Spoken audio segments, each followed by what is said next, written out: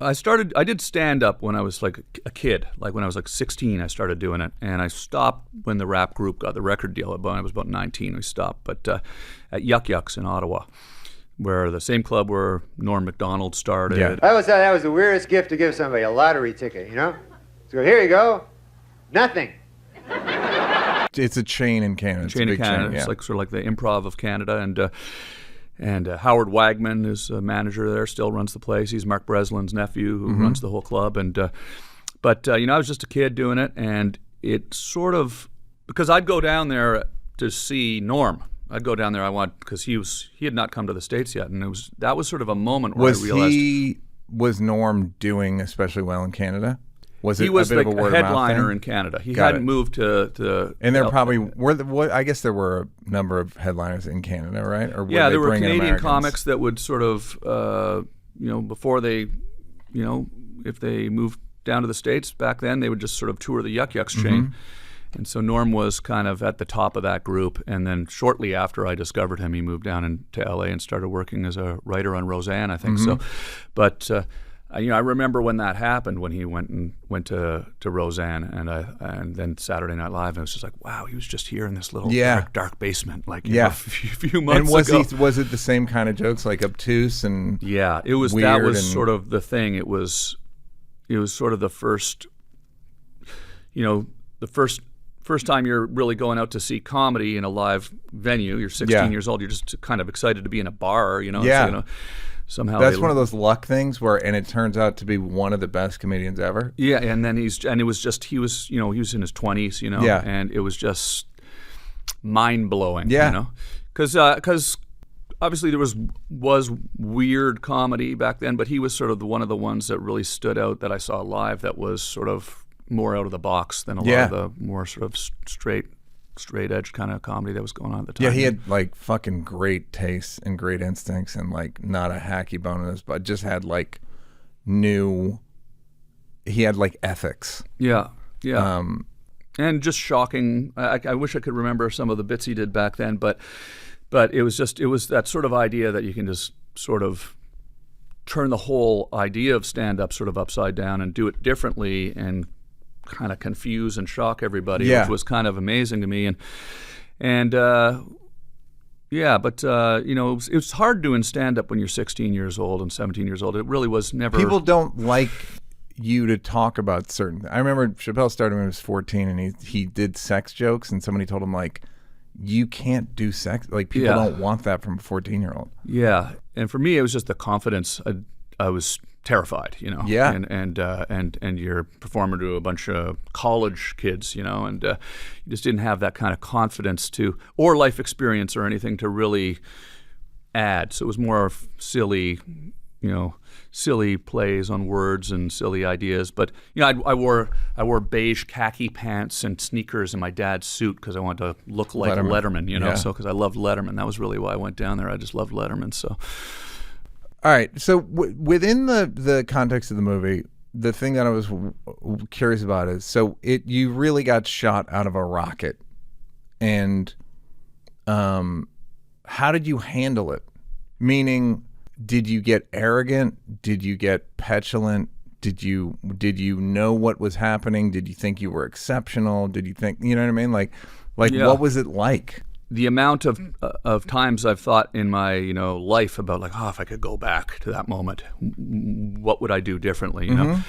Because there's this sort of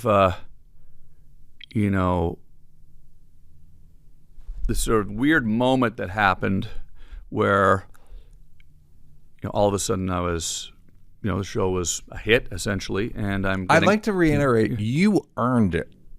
It's again, back then I had the reaction everybody has to a new person on MTV, which is like arms folded, like I didn't know who is this. I don't know who this new VJ is. So you like resist it, and then, but the shit was good, and then watching the documentary, it's like, and it was honed. Yeah. And you don't. I don't have any of the resentment a person might have of like, who the fuck is this guy?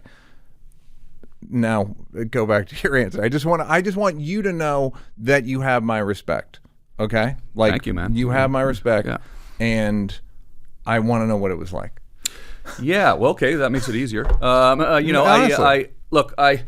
you have to have a certain amount of unbridled, even if it's misplaced confidence, to be able to just have the gall to decide to do that. You know, like we're Yeah. gonna go, you know, paint my parents' car and Yeah. film it and expect somebody's going to think that's interesting, and just the amount of work that we put into filming it every day.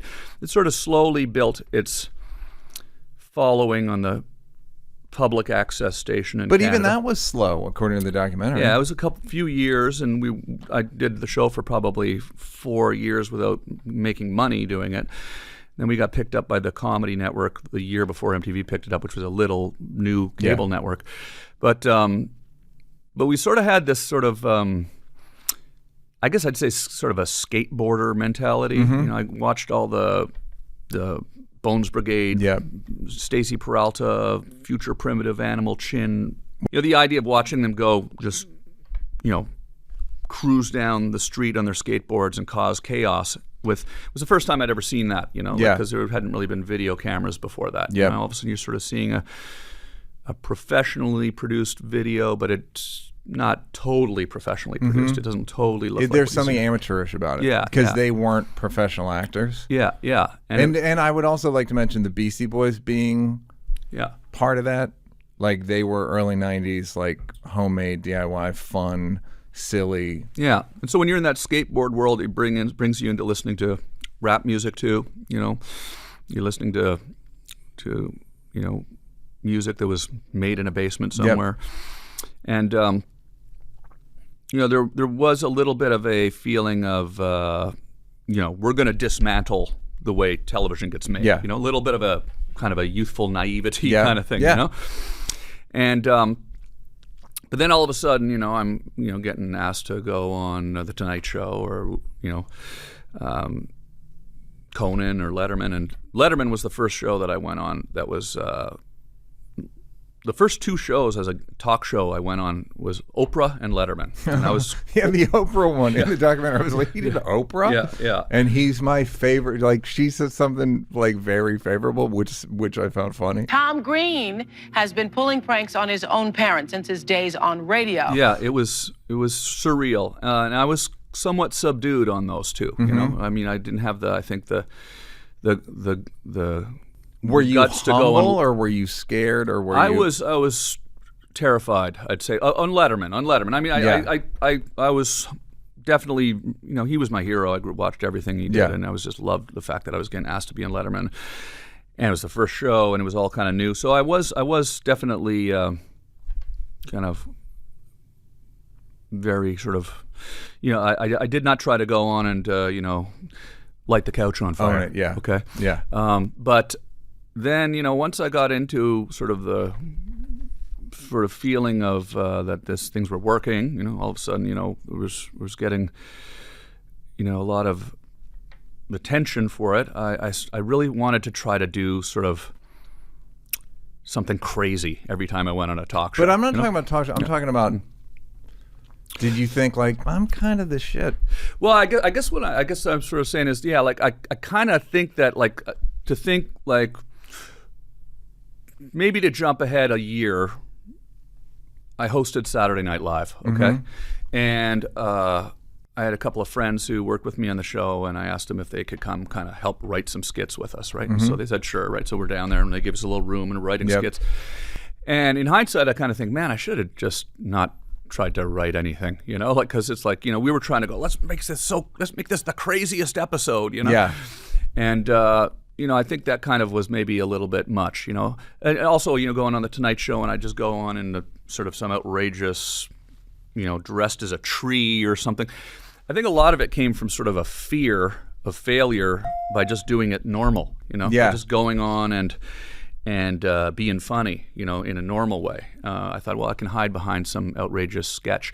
Then another part of it was that also I loved watching Chris Elliott come out from under the stairs on Letterman and turn the whole show on its head. Chris Elliott. Chris, why don't you tell the folks a little bit more about this lovable character? Well, sure, Dave. I think the character is kind of an extension of myself. Simply put, I live here underneath the bleachers, and I'll be interrupting the show from time to time. Yeah. I think it was like maybe sometimes I think in hindsight I think about this a lot actually. I would think you do, I'm yeah. like, man, Because it's probably should have really. just gone. The show was so nuts. I probably should have I just gone remember on the when talk he show and hosted been normal. SNL, and Yeah. my buddy Mike Schur was right in there. He didn't. I don't. He would tell me generally when someone was being a pain in the ass. Mm-hmm.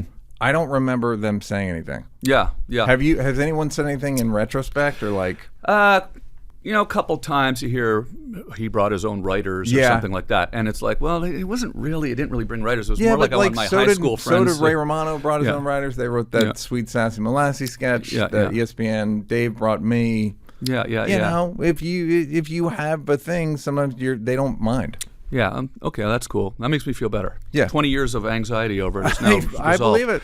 No, because a lot of it was also just about wanting to bring your friends with you, Yeah. who came up Comfort. with me and be part of the SNL experience. But I mean, it does definitely kind of. But you do was get it a little bit- arrogance? I mean, this sounds like fear, and even the thing of doing things your way.